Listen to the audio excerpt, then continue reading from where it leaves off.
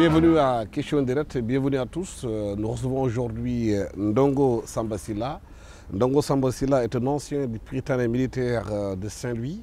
Il est titulaire d'une maîtrise d'économie, d'une maîtrise de sociologie et d'une maîtrise d'administration économique et sociale, d'un master de sociologie à l'Institut d'études politiques de Paris et d'un master d'économie à l'Université Paris 1, Panthéon-Sorbonne et d'un doctorat d'économie de l'Université Versailles, Saint-Quentin en Yvelines. Il a été 3 fois champion du monde du Scrabble francophone. Il travaille actuellement au bureau Afrique de l'Ouest de la Fondation Rosa Luxembourg.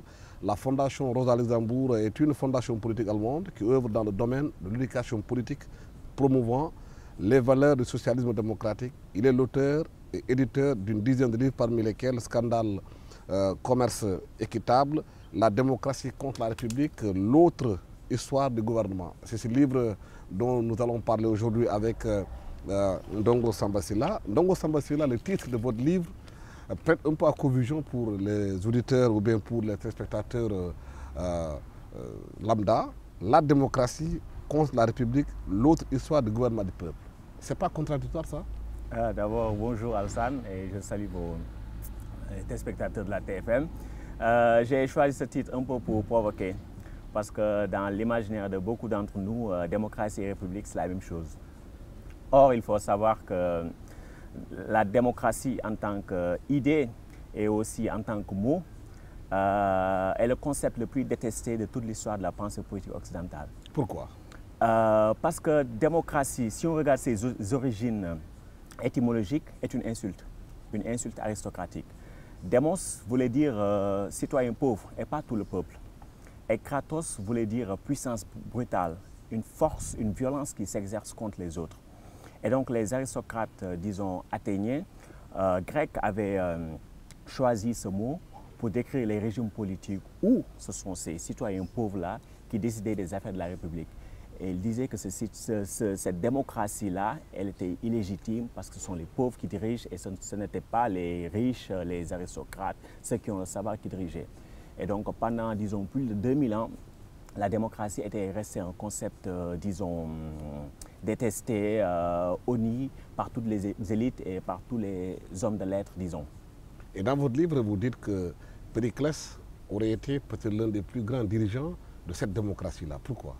Oui, parce que Périclès, en fait, il y a un historien qui s'appelle Thucydide qui avait relaté une oraison, en fait, funèbre prononcée par Périclès, où il vantait un peu les mérites de la démocratie athénienne par opposition au modèle, disons, oligarchique de Sparte.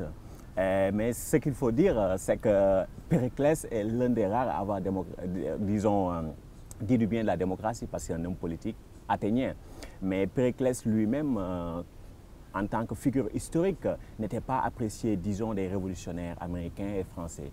Si vous lisez, par exemple, les correspondances et les écrits politiques des révolutionnaires américains, ils ont dit Périclès, du fait de ses légèretés, a condamné la démocratie athénienne. Ça montre que voilà, cette démocratie ne valait rien.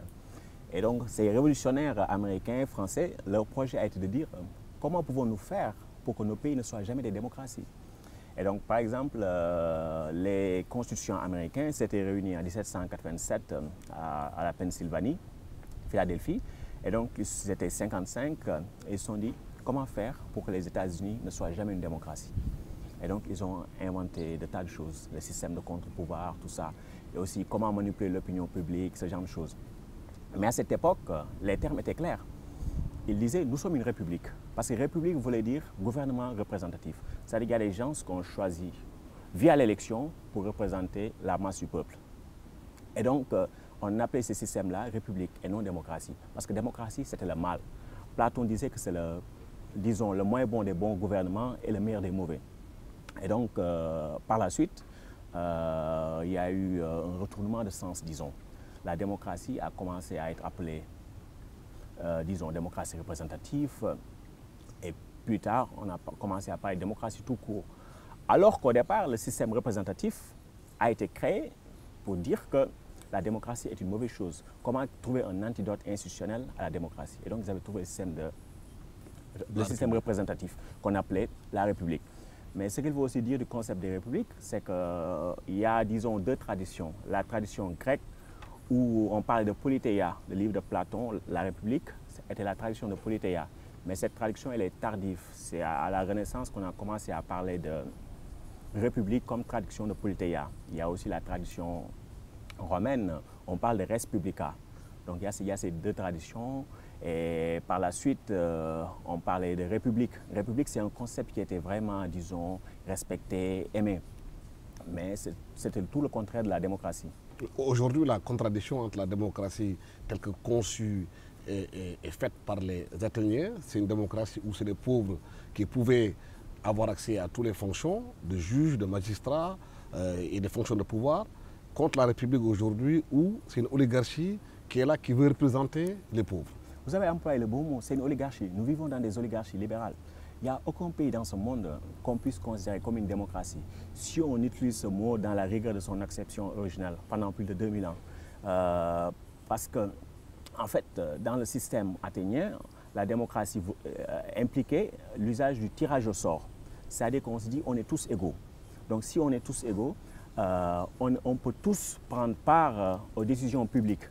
Donc c'était ça l'égalité publique. Et donc on tirait au sort. Et lorsqu'il y avait les assemblées populaires, les 6000 premiers qui venaient pouvaient participer pour prendre les lois. Et les fonctions, disons, élues étaient très minoritaires. Il y en avait 100 sur près de 1200. Et ce qu'il faut dire à ce niveau, c'est que l'expression même d'élection démocratique est un oxymore, c'est-à-dire une juxtaposition de deux termes contradictoires. Pendant plus de 2000 ans, personne n'a jamais employé ce concept. Vous lisez Aristote, vous lisez Montesquieu, Spinoza, Baudin, Rousseau et les autres.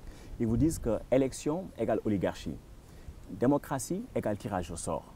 Et donc, ceux qui ont parlé d'élection démocratique, ils voulaient en fait tromper les gens. Ils voulaient dire, nous ne voulons pas que les peuples, les gens ordinaires participent à la politique. Donc, nous allons faire des élections pour élire ce qu'ils appelaient l'aristocratie naturelle.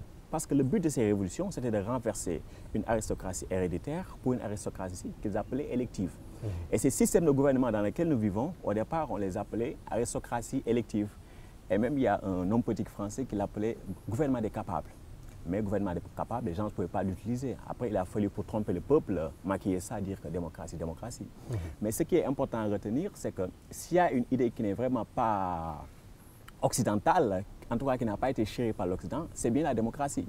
Et ça va à rebours de tout ce qui se dit, soi-disant que la démocratie est une valeur occidentale, qu'elle peut être universalisée, que les Grecs qui l'ont inventée, ce qui est faux d'ailleurs, parce que la démocratie a été pratiquée 2000 ans avec les Grecs en Syrie, Mésopotamie. Donc il y a toutes ces choses-là. Parfois, vous entendez les gens vous dire que la démocratie, c'est la séparation des pouvoirs. Or, la séparation des pouvoirs a été inventée pour dire qu'il ne faut pas que les peuples aient accès à la politique. Donc il y a toutes ces combines-là qui ont été créées par les élites pour écarter le peuple. Et si vous voyez bien le 4e président américain, qui s'appelle James Madison, qui est le cerveau, l'architecte de la Constitution américaine, il a dit nous avons fait une Constitution où le peuple américain est exclu de tout pouvoir politique. C'est comme ça que nous le voulions. Il a écrit ça dans un document qu'on appelle le Fédéraliste, et qui est un ensemble de recueils de textes qui commandent la Constitution américaine. Constitution dans laquelle vous ne trouverez pas le mot démocratie et qui n'est pas un hasard. Et pourtant, à travers le monde aujourd'hui, tout le monde dit que les États-Unis, c'est la plus grande démocratie au monde. C'est un exemple qu'on doit donner. Alors qu'au fond, l'exercice du pouvoir en tant que tel n'est pas démocratique. Non, moi je dirais que les États-Unis ont la constitution la plus antidémocratique au monde. Si vous voyez bien l'esprit de cette constitution, elle a été faite de sorte que les citoyens ordinaires ne pourront jamais peser dans le jeu politique. Et la société aussi a été faite de telle sorte qu'il sera difficile pour les Américains de faire une révolution pour changer leur société. Il y a un journaliste qui s'appelle Walter Lippmann qui avait écrit en 1920 par là un livre qui s'appelle Opinion publique. Et il disait les Américains croient que leur pays est démocratique, que leur constitution est démocratique. Ils se trompent. Et cette tromperie-là date de Thomas Jefferson. Mais c'est comme ça, on vit dans un monde de propagande. Mais aujourd'hui, à travers le monde, c'est ce modèle, démocratie libérale, entre guillemets, qui a essaimé. Est-ce qu'au Sénégal, aujourd'hui, tel que le pays fonctionne, on peut dire qu'on est dans une démocratie? Oui, mais parce que la démocratie libérale, c'est une superstructure. C'est-à-dire qu'à un moment donné, les gens se sont dit, si on veut éviter les révolutions, essayons de concéder quelques libertés à la marche au peuple qui réclame la vraie démocratie, le socialisme, tout ça. Et donc c'est un développement organique. La démocratie libérale, c'est une superstructure qui a pu marcher en Occident, générer de bonnes performances pour la majorité des citoyens. Pourquoi? Parce que l'Occident domine le monde. le monde a été organisé selon les besoins de l'Occident. Donc ce qui fait la force, disons, en tout cas les performances démocratiques de ces pays-là, ne reposent pas dans leur système politique, mais dans le fait qu'ils dominent le monde. Et nous, on vient nous greffer ce système-là, alors que les réalités sont tout autres. Et donc là, je pense qu'il y a un piège. Et nous devons essayer en tout cas, de creuser un peu davantage pour voir quel type de système politique convient à nos réalités des pays en développement. Et dans l'histoire, on sait aussi qu'il n'y a aucun pays qui se soit développé par la démocratie dite libérale. Donc il y a beaucoup de questions qui se posent. Donc ce qui veut dire que le système démocratique tel que nous le pratiquons au Sénégal, importé, n'épouse pas nos réalités et ne peut pas favoriser le développement économique et social de nos pays. Il ne le peut pas. Pourquoi? C'est mon opinion. Il y a à cela plus ou moins 3 raisons. La première, c'est qu'en fait dans ce système, paradoxalement, il n'y a pas de pluralisme politique. Parce que c'est un système, comme je dis, c'est une superstructure qui est... Vous pouvez tout faire, sauf gêner les intérêts des capitalistes. Ça peut marcher plus ou moins en Occident, mais nous sommes des pays dominés. Donc à un moment donné, il faut qu'on se rebelle contre l'ordre capitaliste dominant pour pouvoir nous développer. Donc il y a ce problème-là, il n'y a pas de pluralisme. Vous pouvez avoir 200 partis, mais c'est plus ou moins le même programme. Certains auteurs ont parlé de démocratie de basse intensité, comme Samir Amin. D'autres, comme Tandika, ont parlé de choiceless democracies, démocratie sans choix. C'est ça à quoi nous assistons. La deuxième raison, c'est qu'on perd beaucoup de temps. C'est ce que Schumpeter, un économiste d'origine autrichienne, appelle le gaspillage de l'énergie gouvernementale. Chaque jour, on le voit, des querelles inutiles entre partis politiques, la confiscation de l'opinion publique par des débats partisans. Et en fait, l'une des dernières raisons aussi, c'est que pour pouvoir accéder au pouvoir, mais il faut jouer le jeu des oligarchies existantes. De sorte que ceux qui peuvent accéder au pouvoir d'État sont ceux qui ne font rien. Parce que justement, il a fallu satisfaire les intérêts en place. Donc c'est un système quelque part qui nous coince un peu. Mais qu'est-ce qui explique aujourd'hui que des pays africains qui ont commencé à essayer d'autres voies se sont plus dérangés? On parle de Burkina Faso, c'est l'actualité avec Thomas Sankara qui avait été tué. Et en Afrique, on n'a pas de certains régimes communistes, le Mumba, même de Sassou Nguesso, qui au départ était un communiste. Mais tout le monde a viré vers le système libéral. Qu'est-ce qui l'explique? Oui, parce qu'il y avait au moment des indépendances, il y avait de puissants mouvements de libération qui étaient, en tout cas, qui s'inspiraient des idéologies de gauche, marxisme, léninisme, ce genre de choses, maoïsme, et ils combattaient pour la libération nationale. Mais ce qui s'est passé, c'est qu'il y a une grosse répression contre ces dirigeants-là. Certains ont été tués, d'autres ont été exilés, ce genre de choses.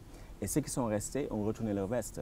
Vous avez raison de dire que les Blaise Compaoré et les Sassou Nguesso étaient tous des communistes. Mais par la suite, ils ont retourné leur veste pour faire le jeu de la France-Afrique, pour faire le jeu de l'hégémonie capitaliste dominante. Et c'est véritablement à cela qu'on assiste. Donc, de sorte que même s'il y a des alternances, c'est des alternances sans alternative, sans programme alternatif. Ce sont les mêmes qui sont toujours là. Mais pourtant, la Chine, qui était la référence en termes de système communiste aujourd'hui, dans la réalité, le marché domine maintenant la Chine, c'est le marché libéral. On a l'impression que la Chine a quitté cette vision politique qu'elle avait pour se ranger sur le côté libéral. Si on dit que la Chine est en train de s'aimer dans le monde, c'est même les Chinois qui prêtent de l'argent aux Américains. Oui, ils ont libéralisé dans une certaine mesure et graduellement leur système économique. Mais leur système politique demeure toujours non libéral, si je peux m'exprimer ainsi. Généralement, on dit qu'autoritaire, tout ça, mais ça, c'est des qualificatifs qui n'ont aucun sens scientifique. Vous ne pensez pas que l'économie conditionne le politique? C'est l'économie qui conditionne dans une certaine mesure. La Chine s'est libéralisée graduellement, mais nous n'avons pas maîtrisé notre développement parce que le libéralisme est venu, voilà, ça nous a été imposé avec les plans d'ajustement structurel. Alors que la Chine a pris son temps, a fait des essais au niveau local et au fur et à mesure s'est libéralisée et s'est intégrée, disons, à l'économie mondiale et en a tiré profit. Mais nous, ce n'est pas notre cas. Généralement, les Asiatiques ils se posent des questions. Si on libéralise la politique, qu'est-ce que ça va nous apporter? Il y a eu des débats au Vietnam où les gens se disaient, mais le multipartisme en Afrique, qu'est-ce que ça vous apporte? Est-ce que vous êtes développé avec ça? Nous voulons y aller, mais on a besoin de savoir. Mais en Afrique, c'est généralement pas le cas. C'est les gens qui viennent nous dire, il faut tel système économique, il faut tel système politique. Mais nous n'expérimentons pas nous-mêmes. Et ça, c'est la différence avec la Chine, qui a plus ou moins réussi à avoir un projet souverain. Mais est-ce que le gros problème, ce n'est pas des fois aussi les peuples? Si les dirigeants viennent avec leurs idées, veulent changer, s'ils ne sentent pas le peuple derrière eux pour les accompagner dans ces réformes-là, c'est un problème.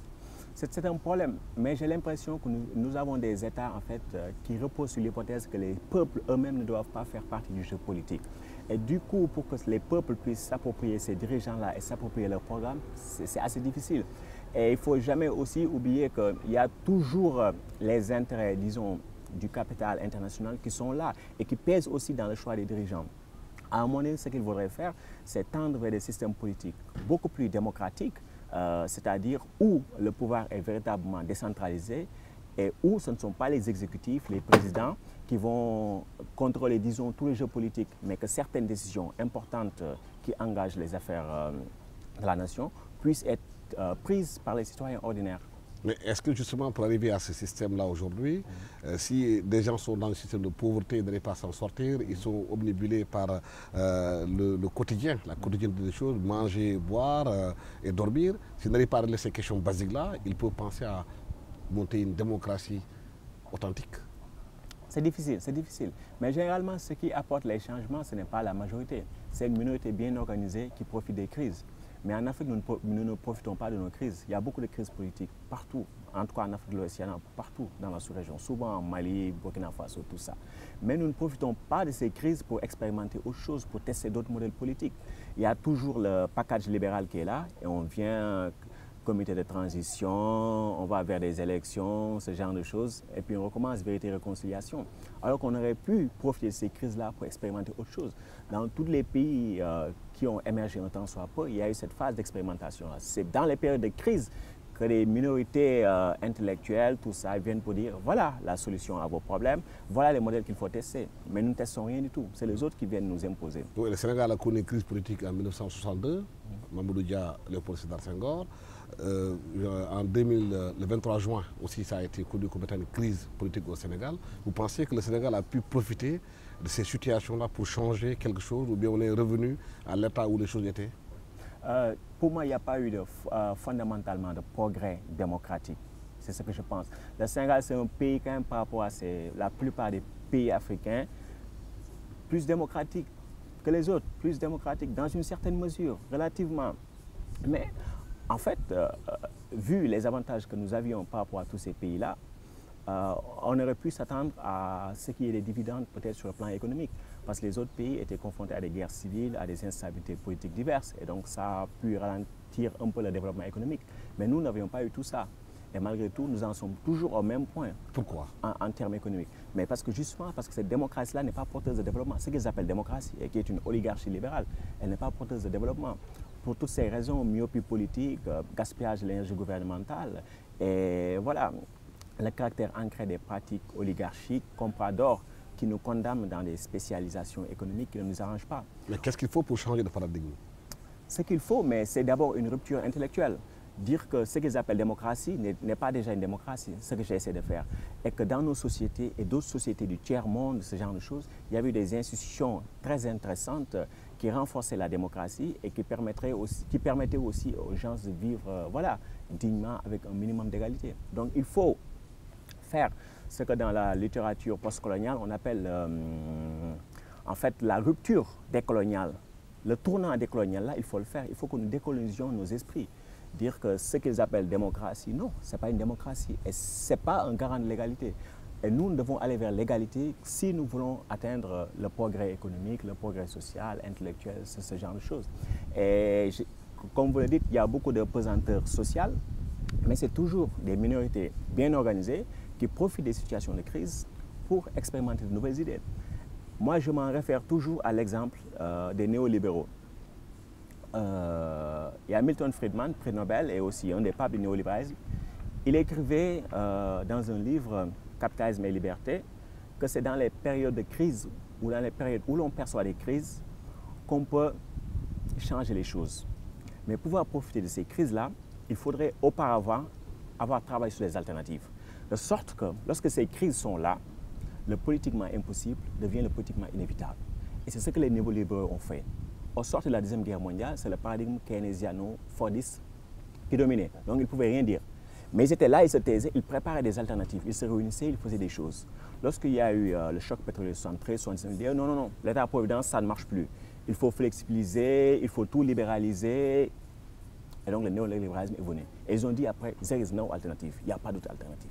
C'est comme ça qu'ils ont fait, alors qu'ils étaient dominés intellectuellement, politiquement. Mais ils ont profité des situations de crise. Et je pense aussi qu'il n'y a pas de recette miracle. Il faut que nous profitions de nos crises. Est-ce que dans nos pays, justement, il y a ces gens de laboratoire qui réfléchissent à des alternatives au cas où il y aurait une crise, comment profiter pour changer les choses? Il y en a ici ou bien on n'est pas le temps de ces réflexions? C'est très épars, il y en a. On a de très grands intellectuels qui réfléchissent sur beaucoup de ces sujets, qui proposent des choses intéressantes. Mais voilà, ils n'ont pas toutes les ressources institutionnelles qu'il faudrait pour que leurs idées puissent avancer. Ils ne sont pas écoutés par nos dirigeants, ce genre de choses. Et il faut dire aussi que dans le combat mené par les différentes sociétés civiles, parfois ce combat aussi va dans le sens contraire du progrès qu'on souhaiterait avoir. De renforcer ceux qui sont là? Oui, de renforcer d'une certaine manière. Parce que voyez-vous, les sociétés civiles parfois aussi, elles sont piégées dans le discours néolibéral qui consiste à dire oui, il faut servir de contrepoids vis-à-vis de l'État, ce genre de choses. Tout axé sur le caractère politique, élections transparentes, ce genre de choses, bonne gouvernance. Elle ne s'interroge pas sur les questions économiques fondamentales, la base matérielle, elle ne s'intéresse pas à ces questions-là. Et ça aussi, c'est un problème. Parce que si on nous vend l'idée qu'il n'y a qu'un seul modèle et qu'il faut que nous tendions vers ce modèle-là, là aussi, ça rend la chose un peu compliquée. Donc, souvent, ces sociétés civiles veulent bien faire, mais parfois aussi, elles ne sont pas du côté du progrès authentique qu'on souhaite. Mais dans votre livre, vous avez décrit la démocratie de l'Athènes jusqu'à aujourd'hui, l'évolution que ça a eu, la signification polysémique qu'a ce mot. Mais est-ce qu'on pourrait vous reprocher aujourd'hui de ne pas avoir jeté un regard sur la culture africaine? Les gens disent qu'au temps de Thierno Souleymane Baal, il y avait une sorte de démocratie qui existait bien avant celle américaine. En 1776, il y avait aussi la charte Kouroumpaga du Mandé qui organisait un peu la gestion de la société. Tout à fait. Mais là, c'est le premier volet d'un travail. Donc, je ne peux pas partir sur l'idée que je vais voir toutes les formes de démocratie qui ont existé. Le premier, c'est d'abord de définir les concepts. Qu'est-ce que la démocratie? Parce qu'après avoir fait ce travail, là, on pourra aller voir ailleurs. Et en faisant ce travail, j'ai un peu regardé ailleurs. Vous avez souligné l'exemple de Thierno Souleymane Baal. Il y a aussi Cheikh Anta qui a écrit un livre, L'Afrique noire précoloniale, où il faisait une comparaison très intéressante entre l'Afrique et l'Europe. Il disait à un moment donné, si la France, au Moyen-Âge, avait la même constitution que les Moussis à l'époque, les paysans français ne se sentiraient pas opprimés, il n'y aurait pas eu de jacquerie et probablement il n'y aurait pas eu de révolution française. C'est des propos extraordinaires que Cheikh Anta Diop a écrit. Et voyez-vous, même dans la constitution américaine, elle a été, disons, inspirée par la Fédération iroquoise qui date, disons, de l'an 1000. Et donc, c'était des sociétés très égalitaires où, voilà, les femmes avaient un pouvoir important dans la société et où il y avait une égalité parfaite. Et il n'y avait pas de distinction entre leaders et entre gouvernants, gouvernés, ce genre de choses. Donc il y a beaucoup de modèles démocratiques qui sont intéressants et dont on pourrait s'inspirer. Et ce qui est paradoxal, ce qu'on pourrait dire, c'est que l'Occident est peut-être, disons, le dernier continent, en tout cas la dernière partie du monde à avoir découvert la démocratie. Et maintenant, ils veulent nous vendre cette idée-là. Est-ce que justement, ce n'est pas une question de rapport de force? Ce n'est pas que du point de vue économique, du point de vue militaire, du point de vue de la puissance, ils dominent le monde. C'est pourquoi le modèle s'est imposé. Mais c'est ça, c'est parce qu'ils dominent le monde justement. Et donc, ils ont imposé ce qu'on appelle leur géoculture, leur représentation, tout ça. Maintenant, à nous de déconstruire ces idées-là et de proposer quelque chose d'autre. Moi, ça, c'est la première partie d'un travail. Après, il faudra décortiquer, aller ailleurs. Mais faire comprendre aux gens que les systèmes dans lesquels on vit ne sont pas des démocraties, que ces systèmes reposent sur une sorte de pessimisme moral qui consiste à dire que les hommes sont mauvais. Et donc, par exemple, si vous prenez le livre de quelqu'un comme Thomas Paine, qui était par ailleurs assez progressiste, il disait « l'État naît de nos vices et la société répond à nos besoins ». Donc s'il y a un État, c'est parce que nous sommes vicieux, nous sommes avares, nous sommes cupides, nous sommes égoïstes. Et donc il faut un État pour gérer nos vices. Donc il faut un État léviathan. Mais si cet État aussi est un État léviathan, ça veut dire qu'il peut nous dominer, il peut nous massacrer. Donc il faut des contre-pouvoirs au sein de cet État-là. Et donc ça, c'est toute la mentalité libérale, la distinction entre l'État et la société, qu'on appelait société civile. Nous avons besoin de sortir de tout ça, créer autre chose, parce que nous avions aussi nos ontologies, nos cosmologies, nos épistémologies. Et c'est ça qu'il faudrait, en toi, retrouver, partir de là pour créer quelque chose de nouveau. Moi, je suis un fervent croyant à l'égalité politique. Mais je pense que cette égalité politique-là, nous ne pouvons l'avoir avec ces systèmes dits de démocratie libérale. je ne suis pas partisan des formes dites autoritaires, dictature, tout ça, despotisme, mais nous devons aller vers plus d'égalité. Et l'égalité sera mieux servie dans des systèmes au-delà de ce qui s'appelle démocratie libérale. Nous étions avec Ndongo Sylla. Ndongo Sylla, économiste du développement et chercheur au bureau de l'Afrique de l'Ouest de la Fondation Rosa Luxembourg.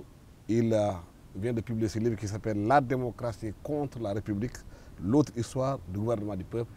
Il écrit dans ce livre comment le mot démocratie a évolué, d'où il vient et comment il était avant et aujourd'hui pourquoi tout le monde l'adopte et qu'est-ce qu'il y a une voie alternative africaine à la démocratie telle qu'elle nous est donnée aujourd'hui à travers le monde, cette démocratie libérale. Merci à toute l'équipe technique qui m'a accompagné pour la réalisation de cette émission. Merci à vous qui êtes chez vous, qui avez suivi avec nous cette émission. Merci. Au revoir.